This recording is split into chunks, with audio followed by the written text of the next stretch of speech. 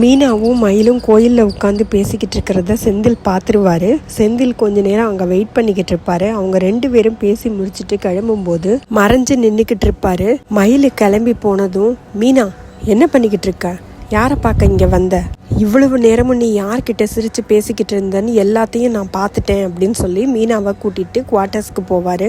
ரெண்டு பேரும் குவார்ட்டர்ஸில் போய் சண்டை போடுவாங்க. ரெண்டு பேரும் சொல்கிறத விட செந்தில் தான் மீனா கிட்ட சண்டை போடுவார்.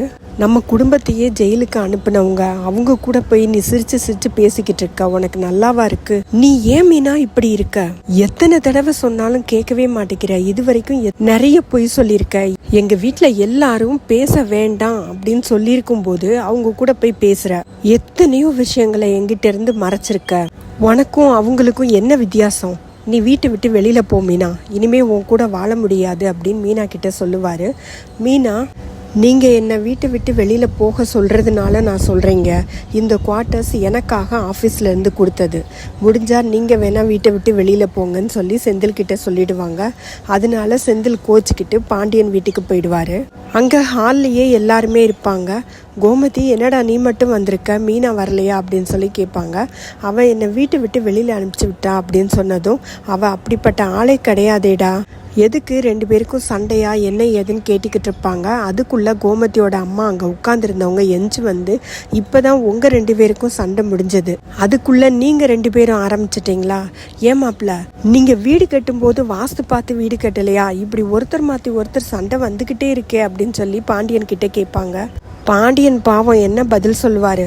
கோமதி மறுபடியும் செந்தில் கிட்ட, அவ அப்படிப்பட்ட ஆளெல்லாம் கிடையாதுடா, என்ன சண்டை என்ன பிரச்சனைன்னு தெளிவாக சொல்லு அப்படின்னு சொல்லி கேட்பாங்க.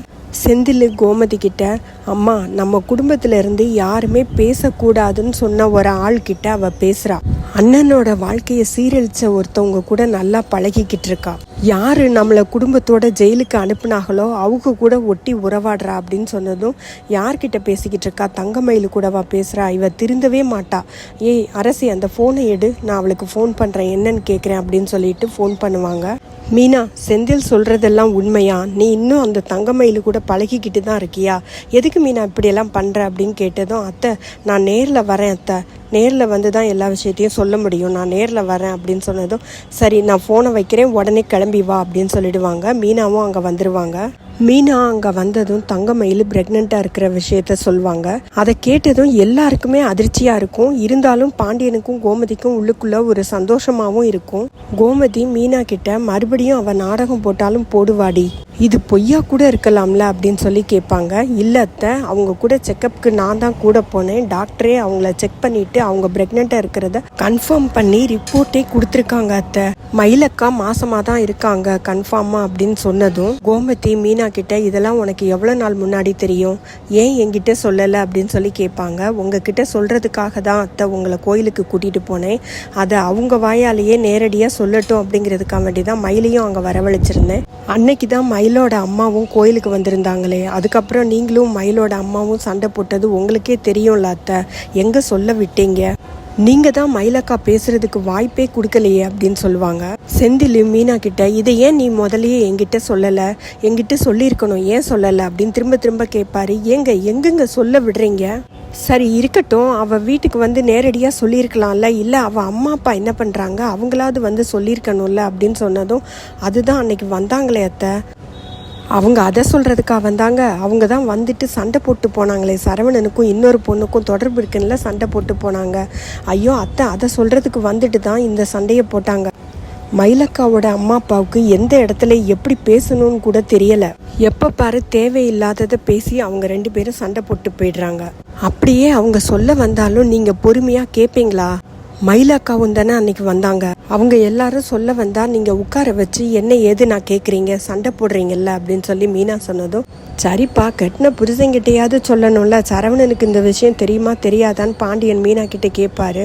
சரவணன் மாமாவுக்கு தெரியும் மாமா, சரவணன் மாமாவுக்கு ஏற்கனவே இந்த விஷயம் தெரியும், அக்கா சரவணன் மாமாவை பார்த்து இந்த விஷயத்த சொல்லிட்டாங்க, நான் தான் கோயிலில் வச்சு அவங்க ரெண்டு பேரையும் மீட் பண்ண வச்சேன், ஆனால் சரவணன் மாமா மயிலக்கா கிட்ட அந்த குழந்தைக்கு அப்பா நான் இல்லை அப்படின்னு சொல்லிட்டாரு, அதனால மயிலக்கா ரொம்ப உடஞ்சி போயிட்டாங்க, அதனால தான் அதுக்கப்புறம் யார்கிட்டையுமே இந்த விஷயத்த சொல்ல வேண்டாமேனா, என் குழந்தைய நானே பெத்தெடுத்து வளர்த்துக்குவேன் அப்படின்னு மயிலக்கா சொல்லிட்டாங்க, யார்கிட்டயுமே சொல்ல வேண்டாம்னு சொன்னதுனால தான் நான் யார்கிட்டயுமே சொல்லலை.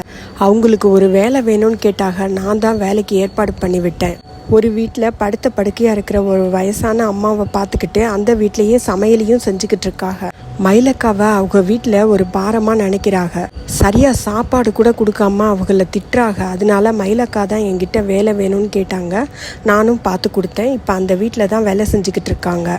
இதெல்லாம் கேட்டு கோமதிக்கும் பாண்டியனுக்கும் சங்கடமாகவே இருக்கும். சரவணனை அப்படி சொன்னான், கண்டிப்பாக அவன் அப்படி சொல்லியிருக்க மாட்டானே அப்படின்னு அவங்களுக்கு நம்பிக்கையே இருக்காது. பாண்டியன் செந்தில்கிட்ட, நீ கடைக்கு போயிட்டு சரவணனை வர சொல்லி என்ன ஏதுன்னு விசாரிக்கலாம் அப்படின்னு சொல்லி சரவணனை வர சொல்லுவார். கோமதியும் இருக்கட்டும் அவன் வரட்டும், அவனா இப்படி சொன்னான், இன்னைக்கு என்ன ஆனாலும் சரி கேட்டுடலாம் அப்படின்னு சொல்லிட்டு ரெடியாக இருப்பாங்க திட்டுறதுக்காக. அவ்வளோதாங்க, கதிரும் முத்துவேலும் திருச்சிக்கு ட்ரீட்மெண்ட்டுக்காக போயிருப்பாங்க. நாளைக்கு எபிசோடில் கோமதியும் பாண்டியனும் சரவணனை நல்லா திட்டுவாங்க. கோமதி சரவணனை அறைவாங்க.